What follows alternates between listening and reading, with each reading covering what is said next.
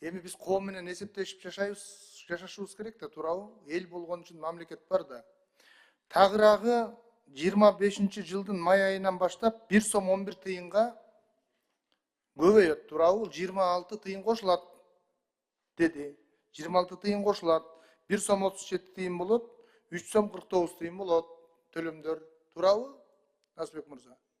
Сиз туура айтасыз, ошо 1 сом 11 тыйын 26 тыйынга көтөрүлүп, калк үчүн 1 сом 37 тыйынды түзөт. 1 сом 37 тыйынды түзөт. 26-жылы 30 тыйын, 27-жылы 40 тыйын, 29-жылы 50 тыйын, 28 50 тыйын, 29 62 тыйын деп атат азыркы эмеде. Туурабы? Мен тактап айтып койсом, биз ошол бул эми долбоорда азыркы күндө биз кеңешип акыркы финанс министрлиги менен да бул долбоорду талкууладык. Акыркы биздин долбоор боюнча 25-жылы 26 тыйынга өсүү темпи каралган.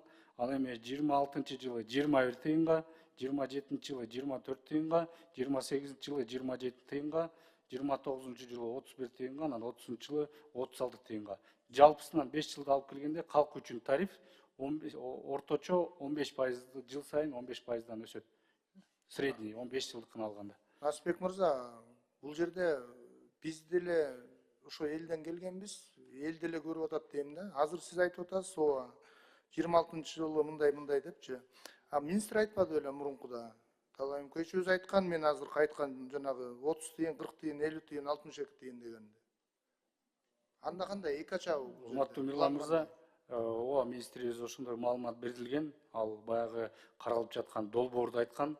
Биз ошол калктын жанагы социалдык тармактарда жана коомчулуктагы кандай десек, мындай позициясын эске алуу менен биз өзүбүздүн долбоорубузду карап чыктык. Более мындай калк үчүн оор келбей турган гибкий вариантын сиз айткан жана 40 тыйын, 30 тыйын, 60 тыйындагы эмес, жыл сайын бир 26, 21, 25 тыйындан өсүү темпин карадык. Ошондо средний 15%тен өсүү болот. Эми ушуну Насбек мырза, сиз мына кесипкөй инсан катары мамлекетибиздин ушул энергетика тармагындагы министрдин орун басары катары, анан кыргыз жараны катары, жөнөкөй калк катары, жөнөкөй үй бүлөнүн атасы катары кандай болот? Биз эл көтөрө алабы ушул нерсени? Же көтөрбөскө айла жок болуп атабы? Кандай болот? Сиздин оюңузча? Урматтуу Мирлан мырза, мен ойлойм, эми жеке жаран катары дагы жана сиз айткан көз караш менен караганда, сиз билесиз, 65-71% эмесин жалпы чыккан электр энергиянын көлөмүн бул калк тарабынан колдонулат. Ошол эле учурда бул социалдык вопрос жана айрылуу вопрос болгонуна байланыштуу ошол калкка күч келбеген вариантта караштырып атабыз. Башка керектөөчүлөргө, мисалы үчүн өсүү темпин башка пайыз менен карап, калкка ушундай жол менен кетели деп атабыз. Андан сырткары дагы жанагы үй бүлөгө көмөк деген биздин категориябыз бар. Ошол позицияны сактап калып атабыз. Андан сырткары бизде өзүңүз билесиз, высокогорниктер бар. Аларга жанагындай лимитсиз электроэнергия берүү жагы да каралган.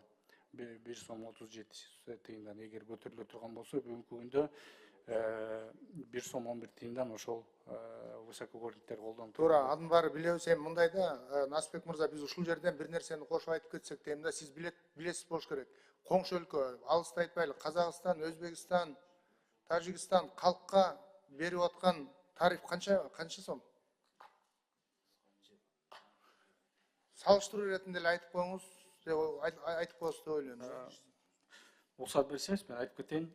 Өзбекстанда 4 сом 63 тыйын, Тажикстанда 2 сом 82 тыйын, Азербайжанда 4 сом 90 тыйын, Казакстанда 4 сом 93 тыйын, Россияда 6 сом 60 тыйын, Грузияда 6 сом 40 тыйын, Белоруссияда 6 сом 40 тыйын, Молдовада 24 сомго чейин экен да.